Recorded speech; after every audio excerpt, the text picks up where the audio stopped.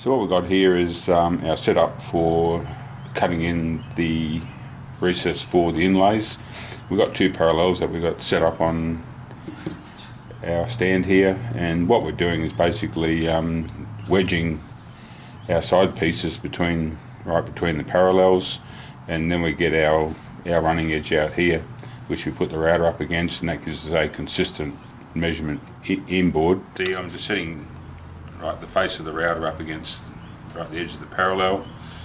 Switch on the machine, which is going to become noisy now and then. I'll just lower it down slowly, and then I'll start cutting the recess, and I'll move that from our TIG marks that we've got at each end.